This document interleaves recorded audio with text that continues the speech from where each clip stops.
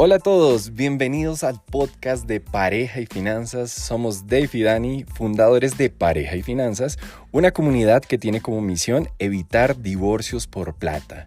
Y junto contigo, amigo oyente, lo podemos lograr. Así es, vamos a unir dos mundos, las finanzas y las relaciones de pareja. Permítanos aportarles técnicas y estrategias para que les vaya mejor con el dinero y su relación de pareja prospere. Y bueno, empecemos que lo que hay es trabajo.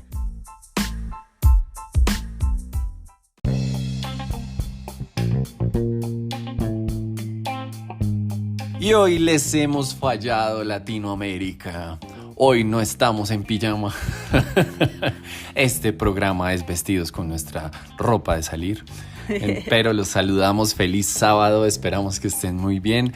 Hoy viene un capítulo cargado de emociones y de mucho valor, ¿cierto, amor? Sí, de muchas enseñanzas, de algo chévere que hicimos y que al final también dio pie para que Pareja y Finanzas hoy exista.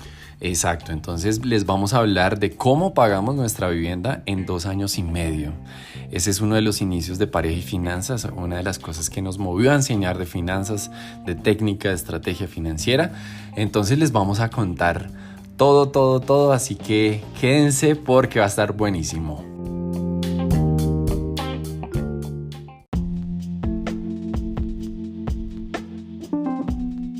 Por allá en el 2013 conocí a una hermosa mujer saliendo de mi grupo de conexión, ¿sí?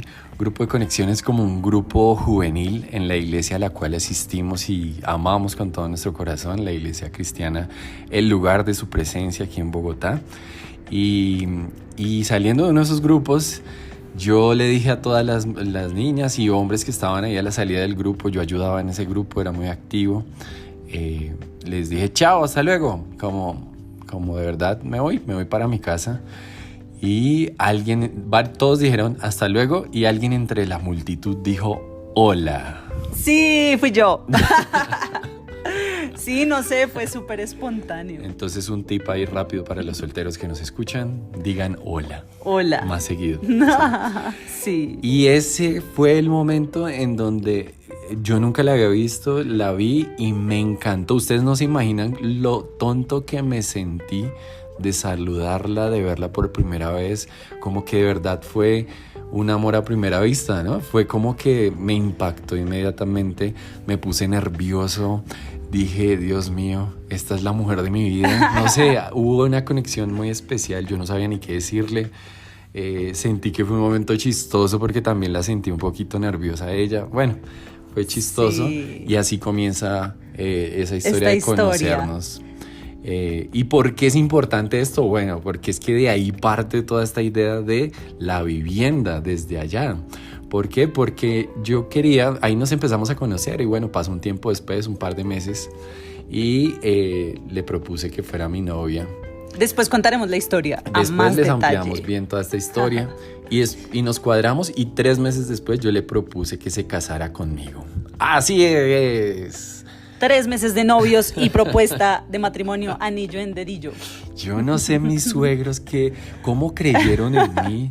Hoy yo lo pienso y digo, es una locura. No sé si dejaría a mi hija casarse con alguien que lleva solo 3 meses con esa persona. Entonces, discúlpenme porque a veces se me lengua la traba. Pero ya ustedes me van conociendo. Y sí, a los 3 meses te propongo matrimonio. Ella dice sí. Y a los 6 meses después de eso, nos vamos a hacer deporte. O sea, miren, han pasado desde que nos cuadramos 9 meses. Y un 1 de mayo, recuerdo mucho, festivo aquí en Colombia. Suele ser un día que se descansa porque es el día del trabajo, partes, del trabajador. En gran parte. O en varias partes debe ser. Qué pena la ignorancia. Confirmen aquí si quieren confirmarnos o corregirnos. Y fuimos a hacer deporte. En Chía, Cundinamarca. En Chía, Cundinamarca, aquí en Colombia, cerca como a Bogotá. Hay un municipio que se llama Chía. Fuimos a hacer deporte, la pasamos lo más de chévere y salimos de ese lugar y vimos el proyecto de vivienda por primera vez. Pero yo me estoy saltando algo. Sí. ¿Recuerdas, amor? ¿Qué me estoy saltando? Cuéntalo en tus palabras porque yo creo que cuando yo te dije, antes de llegar a ese momento, yo te dije, compremos una vivienda, para ti debió sonar una locura, ¿o no? Sí, pues él me había dicho como, en algún momento hablando, me dijo, yo no quiero que vivamos en arriendo, yo quiero que vivamos en nuestra vivienda propia. Y era como una locura porque la realidad en ese momento es que yo tenía 22 años, mi esposo tenía 24 años, recién me habían vinculado a mi primer empleo formal porque estaba haciendo prácticas, mi esposo tenía un empleo pero no ganaba mucho, entonces pensar en una vivienda comprada siendo tan jóvenes como que de pronto no hacía mucho sentido, pero yo siento que él lo dijo con tanta convicción que me llenó de convicción a mí. Y yo digo una cosa siempre y es que mi esposo, Dios le da muchas ideas y yo le ayudo a ejecutarlas. Okay. Entonces empiezo a hacer como el plan y hago un cuadrito y digo, ¿y si fuera así, si fuera así? Entonces él me llenó de convicción y creo que ahí ya se había gestado como ese sueño en el corazón, ¿no? Okay. Y ese 1 de mayo que empezamos a caminar, de pronto en ese momento no estábamos con la intención, pero llegamos a un proyecto. Y me acuerdo que íbamos los dos en ¿cómo se llama? En ropa deportiva, sí, ¿no? En sudadera, o sea, súper. Con un balón ahí sucio en la mano. Sí, que habíamos jugado baloncesto. Y también lo otro es que, o sea, piensen en 2 chinos jóvenes en sudadera, novios de 22 y 24 años para ir a comprar un apartamento. Yo no sé cómo la señora nos atendió de una manera cordial. Sí, y llegamos y preguntamos, ¿no? Obviamente aquí antes de llegar a este punto, hay otra cosita especial que quisiéramos contarles, y es que sí, era normal la idea de que, pues si nos vamos a casar, nos vamos a ir en arriendo, sí, esa es la idea. Pero yo tuve un momento con Dios en que de verdad, yo hablé con alguien en la iglesia y esa persona me dijo, aproveche para comprar su vivienda, no vaya porque después es más difícil, algo así. Me acuerdo mucho una conversación con el paisita, alguien con el que yo servía en la iglesia a la cual vamos. Él me dijo algo así porque me dijo, después es más difícil porque tiene que pagar un arriendo, tiene que pagar si se quedan embarazados y si no sé qué, entonces hágalo de una vez. Hasta él me motivó, siendo que no era la realidad de él, ¿no?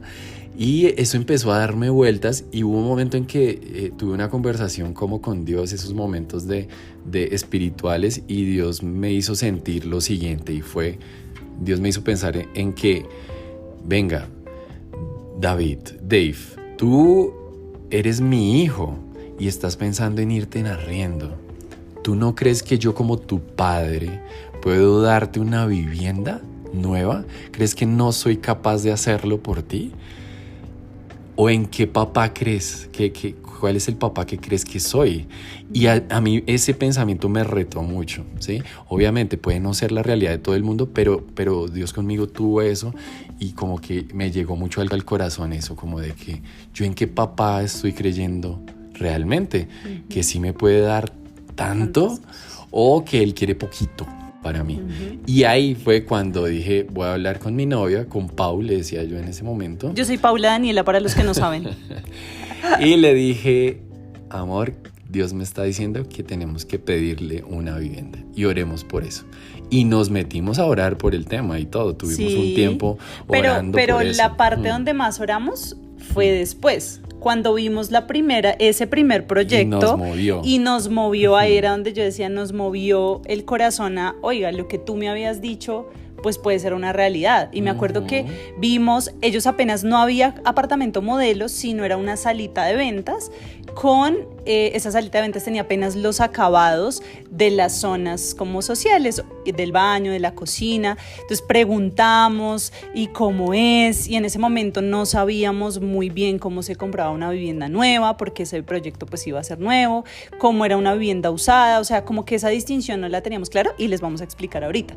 Pero una de las cosas que más sentimos como esa respuesta también fue, la señora le decimos, bueno, ¿y cómo es el proceso? Entonces, el proceso básicamente acá en Colombia de una vivienda nueva es que normalmente el 30% pues el 30 o el 20%, dependiendo de la constructora, lo pagas durante la construcción del proyecto en cuotas iguales, ¿sí? Entonces, si son 20 millones, digamos que el proyecto va a ser a 18 meses, te dividen 20 millones en 18, estoy poniendo un ejemplo. Y pagas cuotas mensuales que no son crédito, sino que van direccionadas a un intermediario que usualmente es una fiduciaria, y él es esa fiduciaria administra la plata, y cuando llegan a punto de equilibrio, la constructora ahí empieza a direccionarle plata a la constructora. Entonces queda la fiducia a la constructora, entonces queda como la plata resguardada. No es un crédito, no estás pagando intereses, pero ya estás comprando tu vivienda. Entonces, cuando ella nos explica esto y nos dice, bueno, y el otro 70%, cuando les entreguen la vivienda, tendrán que pedir un crédito hipotecario. Entonces, le dijimos, bueno, nos hace mucho sentido. Recuerdo que las cuotas eran como de 2,5 millones, más o menos. Y ella nos dijo, para separarlo, se separa con 5 millones de pesos, aproximadamente como $1,200. 1,600. ¿Sí? ¿1,600? Ah, bueno, sí. No, 1,200. 1,200. Más o menos, 1,200, $1,300. Separan, se hace un contrato y ya mensualmente ustedes empiezan a pagarle a ese intermediario, a esa fiduciaria. Entonces, le dijimos, bueno, y si no tenemos los 2,5 millones en ese momento, porque pues no ganábamos mucho, ¿cómo hacemos? Y ella dijo, yo ganaba como 1,600,000. 1,500,000, si no estoy mal. Yo recién entraba a ganarme 2,500,000, que fue como mi primer sueldo. Uh-huh. Entonces, hagan de cuenta que son como entre los dos, en ese momento eran como 4 millones, más o menos, que son como $1,000 en dólares, entre los dos. Entonces, le dijimos, no tenemos los 2,5 millones para ir pagando mensualmente, nos queda difícil. Y dijo, no, tranquilos, pues ustedes ponen en junio, en diciembre, en otros momentos del año, pueden poner cuotas más altas que ustedes puedan direccionar. Entonces organizamos un esquema y se nos hizo como muy interesante. Obviamente esto ya fue después de algo que les voy a contar, y es que salimos con los brochures, con el render, con todas esas cosas que le dan a uno y la proyección. Salimos súper entusiasmados, salimos caminando a pensar, oiga, no parece tan difícil, y si lo hiciéramos, pero también decíamos, pero el matrimonio, es pagar apartamento, pero bueno, nos fuimos entusiasmados, y ahí es donde empezamos a decidir ver varios proyectos. Entonces, ese es como parte de los tips adelantados que les damos, y hay que ver varias opciones y que se acomoden a la realidad, porque de enamorados vimos otro proyecto que nos súper fascinó, pero la cuota mensual eran más o menos $1,000, o sea, como 4 millones de pesos. Eso era insostenible si algo pasaba. Podíamos pagarlo en teoría, con mucho esfuerzo, porque los ganábamos, pero pues tocaba recostarnos a nuestros papás. Exacto. Y no vivir con nada afuera, entonces sí, era muy arriesgado, ¿no? Arriesgado. Entonces yo me acuerdo que con el dolor del alma dijimos, no podemos, todavía es algo que está muy por arriba de nuestras posibilidades. Y ¿no? si le dije a mi esposo, en ese momento a mi novio, le dije, y si alguno se llegara a quedar sin trabajo, ¿cómo vamos a pagar esa plata? Exacto. Y después les contaremos la historia de lo que pasó más adelante, pero básicamente empezamos a ir a proyectos, a coger varios brochures, y recuerdo un domingo, no me acuerdo exactamente la fecha, pero me acuerdo que ahí los dos fue que nos sentamos en mi cuarto con la puerta abierta. En mi casa era prohibido que las puertas se cerraran. Ahí les cuento un tip de por qué mi vida ha sido tan disciplinada. Pero entramos a mi cuarto, nos sentamos en la cama, pusimos los brochures y oramos ese día. Sí. Le dijimos, Dios, ¿cuál es el que deberíamos? ¿Cuál es el proyecto que tú quieres? Enséñanos, muévenos, Y finalmente, después de todo, sentimos que de verdad, de corazón, era el primer proyecto que habíamos visto. Sí, el primero. Que ver más. Y ahí le volvimos, creo que a la sala de ventas, o llamamos a la señora, no me acuerdo, y ella nos dijo, tienen que ir acá en una zona cerquita a la 100 con 15, a hacer el contrato en la fiduciaria, y allá tienen que llegar a firmar los papeles, y ya, eso es todo. Así es que arrancan. Uy, no se imaginan, ese día que nos encontramos, yo trabajaba muy cerquita de donde teníamos que ir a firmar los papeles, y recuerdo mucho que y te saltaste un pedacito, ¿no? ¿Cuál? No me acuerdo. Sí, te saltaste que cuando ella nos pidió los 5 millones de pesos. Ah, sí, no conté ese pedazo. Sí, o sea, ella nos dice, listo, y le preguntamos, ¿cuánto para entrar al proyecto? 5 millones. Y era justo lo que habíamos ahorrado durante ese tiempo. O sea, nosotros traemos la cultura del ahorro, imagínense, desde que fuimos novios. Un poquito de tiempo, pasaron 2 meses o algo así, o menos. No, yo creo que nosotros hicimos un primer presupuesto a la semana de ser novios. A la semana de ser novios, ¿sí? Y entonces empezamos a ahorrar de lo que podíamos, y cuando llegó ese momento eran 5 millones lo que teníamos ahorrado, justo lo que mismo ella nos estaba pidiendo para cerrar. Entonces también fue como una confirmación de parte de Dios de, ok, adelante. Sí. Listo, ahora sí, volvamos a tu historia. No, volviendo. O yo les doy un resumen ahí. Entonces, tips en pijama cuando no estamos en pijama. Apúntense estos tips, estos consejos en pijamados, que son de lo que hemos hablado hasta el momento. Primero, siempre confirma que hay una fiducia o un intermediario en los proyectos, alguien que recibe el dinero y lo cuida mientras el proyecto llega a punto de equilibrio. ¿Listo? Segundo, mira varios proyectos y elige uno que esté en tus posibilidades. No te vayas tan arriba. Sé muy prudente en la toma de decisiones en esa parte. Tercero, siempre puedes negociar en la cuota inicial cuánto le vas a dar a la fiducia, ¿sí? Porque como a nosotros nos pasó, eran 2.5, pero logramos negociar a 2 millones la cuota y poner excedentes de dinero en junio y en diciembre, o al cierre de los 18 meses en que íbamos a estar pagando. Entonces tengan en cuenta esos tips en pijama, sin pijama. Y continuemos. Ahora sí, reanuda la historia en donde estabas. Listo. Entonces, nosotros vamos a firmar los papeles. Te entregan un cuadrito, la fiduciaria te entrega todo firmado, todo debidamente organizado por ellos. Ponemos nuestras firmas, es decir, en este caso los dos éramos titulares de la compra de la vivienda. Y me encantó porque en ese momento ellos no generaban un extracto, sino que entregaban una tarjetica que tenía un código de barras atrás. Y esa tarjetica hasta el sol de hoy la guardo, porque esa tarjetica decía: aquí adentro hay un sueño. Siempre me encantó, o sea, amé eso que decía. Y ahí era el recaudo mensual, entonces juiciosamente todos los meses empezamos a recaudar o empezamos a pagar esa cuota inicial, y como repetimos, esto no era un crédito, y eso hay que entender de la vivienda nueva. Esa cuota mes a mes que pagas no es un crédito, estás aportando una fiduciaria. Entonces fue súper fácil. Incluso la fiduciaria genera unas rentabilidades sobre esa inversión de alguna forma. Entonces, espectacular. Bueno. Ese es como cómo arrancó. Listo, ahora sí quiero que pasemos, quiero que tengan en cuenta una cosa para recordarle a nuestros oyentes. Nosotros no somos hijos heredados, nuestros papás han querido darnos de todo, pero no ha estado dentro de sus posibilidades comprarnos un apartamento, darnos dinero. Sí, pues todo ha sido con base en el esfuerzo de nuestro trabajo, y ya les dijimos cuánto ganábamos y todo, para que se den cuenta cuál era la idea. Entonces fue sin ayuda realmente de nuestros padres, ¿sí? O sea, hubo 1 o 2 cuotas o algo así que a los padres nos apoyaron en algo, pero realmente que fue porque fue que quedé sin empleo y algo así en algún momento mis papás y así, pero realmente no fue algo permanente, ¿sí? Entonces eso ténganlo en cuenta. ¿Por qué? Porque vamos a pasar, quiero que les cuentes, ahora sí, vamos al momento que todos han estado esperando. ¿Cómo lo hicimos? ¿Sí? ¿Cómo lo hicimos? ¿Cómo pagamos? Entonces pagamos ese 30%, ¿cierto? Era una vivienda de 156 millones de pesos, ajá, el precio total de la que elegimos. El 30% eran como 50 o aproximadamente, 50. O sea, estamos hablando en dólares.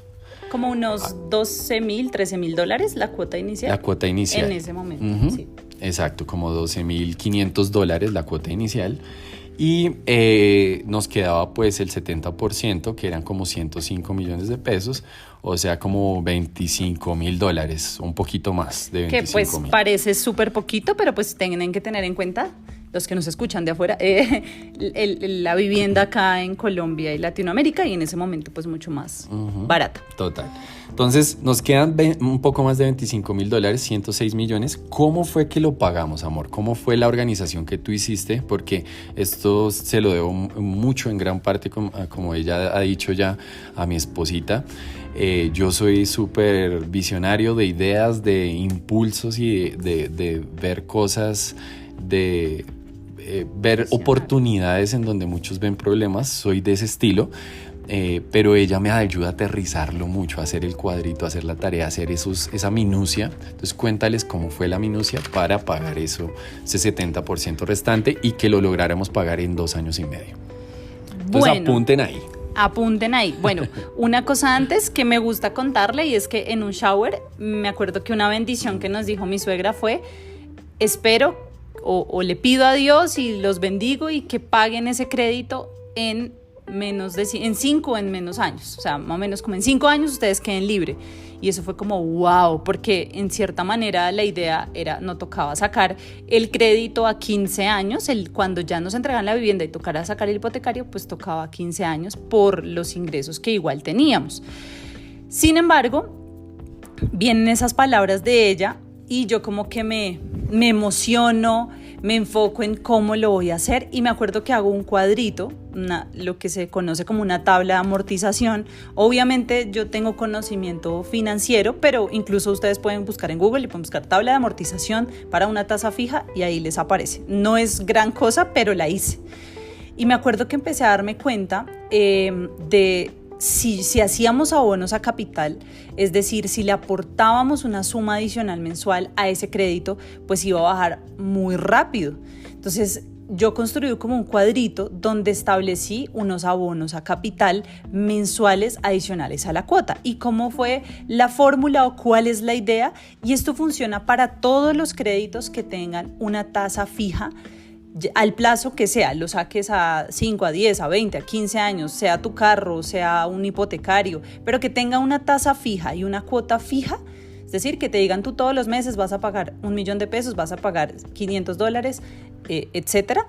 Obviamente depende del sistema de amortización en cada país, pero la mayoría que tengan tasa fija y cuota fija, hay una manera en la cual reducir a la mitad del tiempo.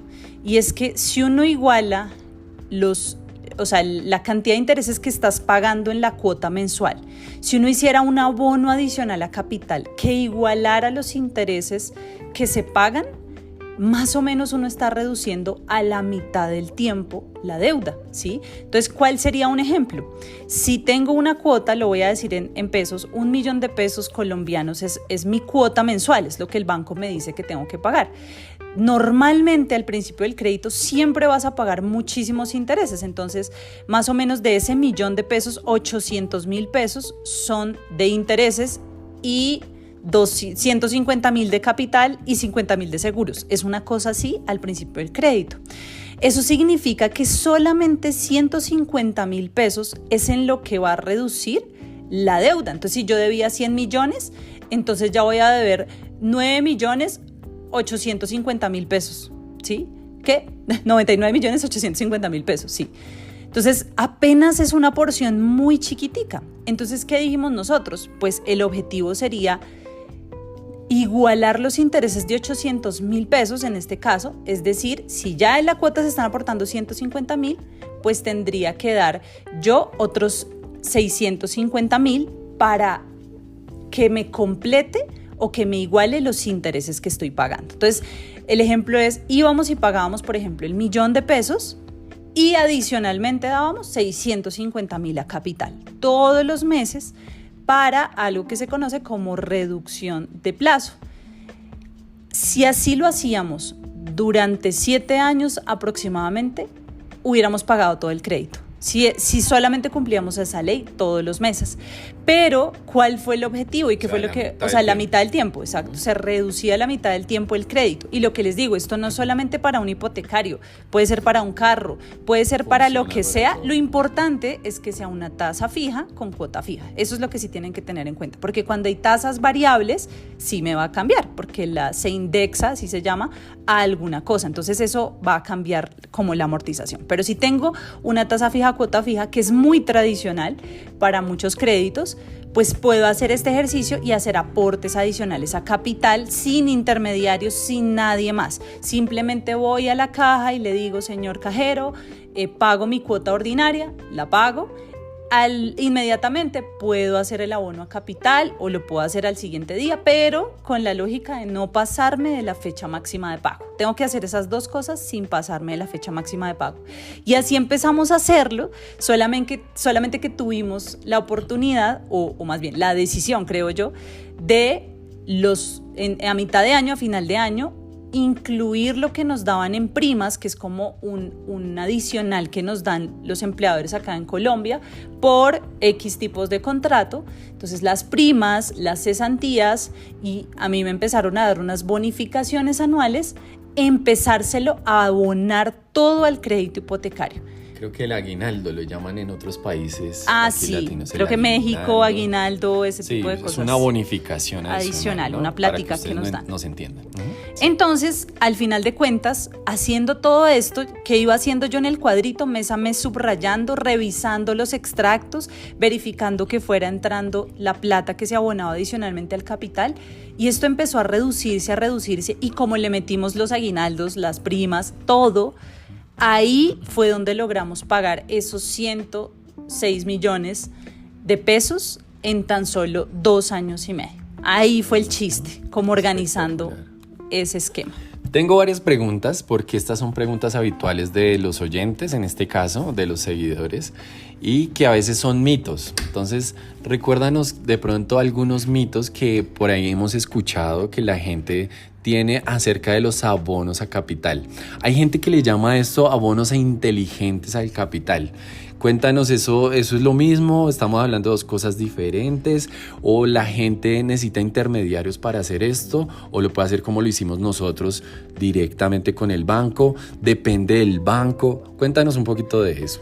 Bueno, pues ese tema acá en Colombia se ha movido mucho, creo que los últimos 2 o 3 años, de abonos inteligentes a capital, que fue, creo que, un término que le dieron más unas empresas intermediarias, pero realmente todos los abonos son inteligentes. Sí, o sea, un término comercial, porque al final lo que hacen a través de estos intermediarios es que pueden cambiar el sistema de amortización, ajustar que quede una cuota más alta y reducir el tiempo. Sí, eso se puede hacer, pero el intermediario, ¿qué va a hacer? Pues me va a cobrar, ¿sí? Exacto. Pero no es que ese sea un abono a capital inteligente y que tú lo hagas por tu cuenta no sea inteligente. No, ambos son inteligentes y es un abono a capital. Simplemente lo que pasa es que este es estructurado con un intermediario y con unos cambios de condiciones referente al banco. Aquí tú estás haciendo un abono adicional por tu cuenta, ¿sí? Lo importante es hacerlo en el momento correcto, pero no es que se vaya a perder la plata. Quiero de verdad decirles eso porque es un mito. El problema es que uno hace esos abonos en el tiempo incorrecto. Explícanos eso. ¿Cuál es el tiempo correcto para hacer un abono a capital?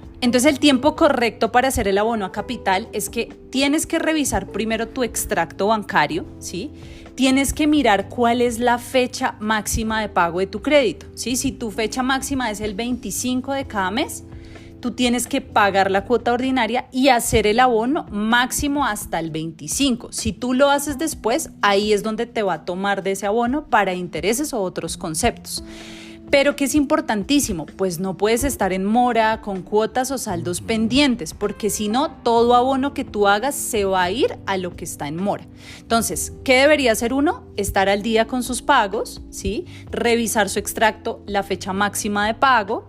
Primero hacer el pago de la cuota ordinaria, ¿sí? El extracto que te llegó, máximo hasta la fecha máxima de pago. Y al día siguiente puedes hacerlo, o los días subsiguientes, ojo, sin pasarte la fecha máxima de pago, hacer el abono a capital.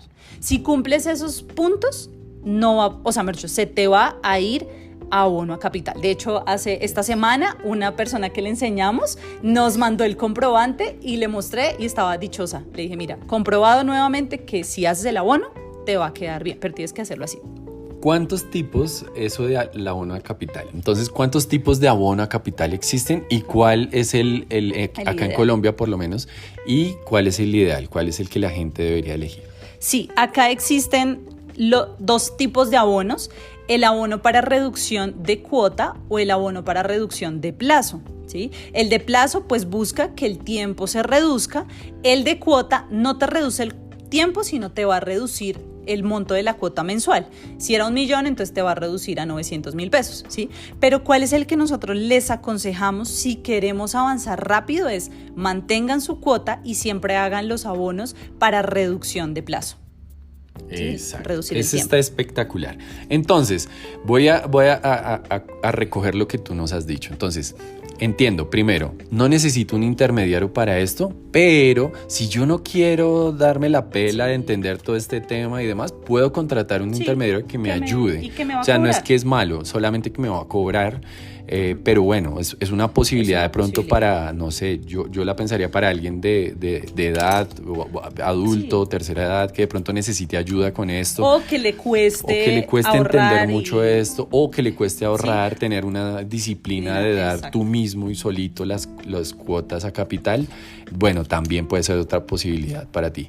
Pero si puedes ser disciplinado, juicioso en sacar ese monto de abono a capital mes a mes, no necesitas de ningún intermediario, ¿cierto? Listo. Segundo, hay 2 tipos de abono a capital. El que recomendamos es el de reducción de plazo, porque precisamente los bancos juegan con el mayor plazo para que tú pagues más intereses, es decir, vas a perder más dinero si estás más tiempo pagando un crédito, ¿correcto? Exacto. Sí. Listo.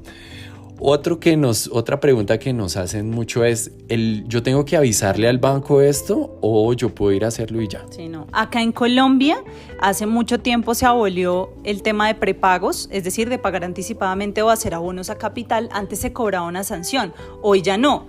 Y hoy puedo hacer un abono en el momento en el que yo quiera, no tengo que avisarle a nadie, no tengo que pedirle permiso, no tengo que tener un monto mínimo, por favor, eso es súper importante porque la gente viene, no es que el cajero no me recibió 200,000 pesos, que porque era muy poquito, que yo tenía que dar el doble de la cuota, eso es mentira, es falso, no es cierto. Tú puedes hacer un abono de 50,000 pesos si quieres al crédito que tú tengas, es tu decisión. Si tienes algún problema con el cajero que te está atendiendo, ve al subgerente de la oficina, al gerente de la oficina, porque tú tienes derecho a hacer el abono del monto que quieras. Exactamente, súper, eso está chévere. Eso está chévere. Bueno, yo tenía otra pregunta aquí mientras hablabas de los abonos a capital, pero entonces se me fue. El primero, bueno, ¿tengo que avisarle al banco? No tengo que avisarle. No hay monto mínimo. Sí. Listo, está bien. ¿Qué pasa si mi crédito está en VR, que es algo que aquí en Colombia funciona? ¿Cómo puedo hacer un abono a capital? ¿Me funciona? ¿No me funciona? Cuéntanos un poquito qué piensas de eso. Sí, lo que pasa es que el VR es casi como decir una moneda. Yo se lo explico así a las personas. Es como si fuera una moneda, como una conversión como la TRM. La TRM todos los días sube y baja. Entonces, si sube y baja, pues no voy a tener algo estrictamente fijo. Eso pasa con la VR. Como ella va a subir y a bajar y digamos que mi crédito está como enlazado a esa VR, pues mi crédito va a fluctuar. Entonces, ¿y de qué depende esa fluctuación? De la inflación. Si hay mucha inflación, pues se va a subir la VR. Si hay poquita inflación, va a bajar. Entonces, en estos años que se ha venido subiendo la inflación en el mundo y en Colombia, pues el incremento en el monto de los créditos que la gente tenía es gigantesco. Entonces la gente, cuando iba a hacer un abono a capital, no es que lo pierda, porque lo puede hacer. El problema es que como la VR seguía aumentando, pues no tenía un efecto digamos directo como uno lo quisiera ver. Entonces al final no significa que sea malo sacarlo en VR, pero hay que tener claridad de que si lo saco en VR, pues voy a estar atado a la fluctuación de la inflación. Súper chévere, ese está chévere. Y ya me acordé de la pregunta que tenía antes que esta, y es, dar abonos pequeños a capital no funciona. Hay un mito por ahí que dice, no se ponga a abonar, porque eso, si usted abona 100,000 pesos, eso no significa nada. Cuéntanos si eso es cierto o no es cierto. Sí, no, ese también es un absoluto mito. Y de hecho siempre le decimos a la gente, es mejor, por ejemplo, abonar de a 100,000 pesos todos los meses que a final de año en diciembre abonar 1.200.000, que sería la suma de todos los meses ahorrar esos 100,000. ¿Por qué? Porque cada mes tu cuota se va liquidando con respecto al saldo que tengas de la deuda. Entonces, si yo le hago un abono a capital mensual de 100,000 pesos, pues mi deuda se va bajando 100,000 pesos y los intereses se van a liquidar sobre la deuda ya reducida. ¿Sí me hago entender? Entonces, al final siempre es mejor que tú abones pequeñas cantidades que un gran monto, que ponerse a ahorrar y a final de año meterle un gran monto a la deuda. Entonces, sí es preferible hacerlo periódico. Bueno, no, creo que ahí están todas. ¿Tú tienes alguna otra de esas que nos hacen? No, de Esas son las pronto... preguntas. Bueno, yo tengo otra, ya me acordé de otra. Hay gente que contrae subsidios, que el Estado le da subsidios, y pues hay uno en especial que se llama el Fresh. Nos preguntan mucho si nosotros sabemos o conocemos de si pierden eso, porque hay como una idea de que pierden ese subsidio si hacen abonos a capital. ¿Tú qué piensas de eso? Sí, pues digamos que según la ley, esos subsidios más o menos lo especifica o lo dice como se perderán en el evento en el que se pague la deuda. O sea, más o menos es como si, y tiene sentido, si yo voy y pago toda la deuda, pues ya no tengo subsidio, no es como que lo pueda usar para otro. Entonces, pero no explica detalladamente o no define que yo no pueda hacer abonos a capital adicionales. Ya hemos visto muchas personas que han hecho abonos a capital adicionales y no han perdido su subsidio, ¿sí? Entonces, creo que es más como la interpretación que se le ha dado, porque a veces vas a la oficina y preguntas y te dicen que no, que lo vas a perder. Pero realmente ya tenemos muchos casos donde la gente ha hecho los abonos y no ha perdido el subsidio. Nadie lo ha perdido. Perfecto. Sí, no, que sepamos, no. Listo, ¿no? Creo que eso es el recorrido. ¿Tú tienes algo más, amor? No, yo quería simplemente decirles un tema respecto al tema de la vivienda nueva y usada muy rápidamente, y es... Hay mucha gente que nos pregunta qué es mejor, vivienda nueva o vivienda usada, y creo que también es un depende. ¿Por qué? Porque como les contábamos, la vivienda nueva, tú la cuota inicial la puedes diferir durante la construcción de la vivienda. Lo que pasa es que va a ser un poco, eso sí, la vivienda nueva es más cara que la vivienda usada, pero la vivienda usada tú tienes que pagarle al propietario la cuota inicial prácticamente de una, tienes que tener la plata. Entonces a veces le decimos, si estás en una etapa y de pronto a la gente más joven y que tiene posibilidades, de pronto vive con sus papás o una pareja como nos pasó a nosotros, que estábamos construyendo un plan de vida mucho más jóvenes, nos hizo mucho sentido comprar, pues porque no teníamos una cuota inicial completa. Pero si tú tienes una plata y vas a invertir en eso, puedes buscar muchas alternativas de una vivienda usada y poder negociar, porque afortunadamente la vivienda usada sí te va a dar más poder de negociación en el precio de la vivienda. Entonces creo que va a depender mucho de tu momento de vida, cuál aplica más y cuál se ajusta más pues a tu realidad. Creo que es eso, ya con eso quería terminar mi parte. Bueno, no, creo que ahí está completísimo. Esperamos de verdad que toda esta información sea muy valiosa para ustedes, yo sé que sí. Y bueno, yo creo que la conclusión aquí, después de todo este montón de tips y cosas que ustedes se llevan hoy, la conclusión es que, digamos, en nuestro caso, pudimos habernos cerrado y dicho, no, vámonos a vivir en arriendo. Es más fácil, ¿cierto? Es una zona de confort que podemos tener y pagamos poquito y ya. Pero nos atrevimos a soñar y a creer que Dios podía darnos grandes cosas y organizamos nuestras finanzas, nos organizamos bien para entrar en ese sueño. Entonces, después de decir esto, yo creo que es muy importante que a veces nosotros mismos nos rompemos las alas, nos cerramos a los sueños, pero te pedimos que nunca pierdas la fe. Dios te dio todo, Dios te respalda y quiere lo mejor para ti. Atrévete a ver, a imaginar, a visualizar, a ir y preguntar. No pierdes nada con ir a preguntar, para darle forma a tu sueño de tener una vivienda y convertir lo imposible en posible. Te hablan dos personas completamente comunes y corrientes que lo lograron de esa forma. Así que sí se puede, ¿verdad, amor? Sí se puede. Cree en ti, que lo mejor está por venir. Ese fue el episodio del día de hoy. Muchas gracias por llegar hasta el final. Les mandamos un abrazo gigante y nos vemos en 8 días con un episodio más. Así es, un abrazo y se me olvidó cómo era. Y hasta luego. Y hasta luego. Sí, no, quería decirles algo y se me olvidó. El consejo en pijama para cerrar es: aprendan a despedirse bien. Aprendan a despedirse. No, pero los quiero y muchas gracias. Dios los bendiga y nos vemos el otro sábado. Un abrazo, feliz sábado.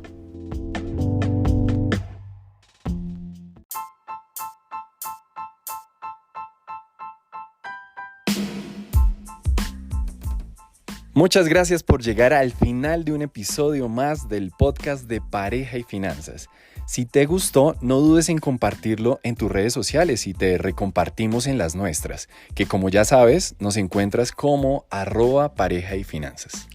Regálanos una puntuación que creas que se merece este podcast aquí en la plataforma en la que nos escuchaste y síguenos por favor para que no te pierdas nada de lo que viene. Ayúdanos recomendando en los comentarios los temas que quisieras que habláramos. Nos ayudarías mucho para que entre todos construyamos este podcast. Y no siendo más, un abrazo.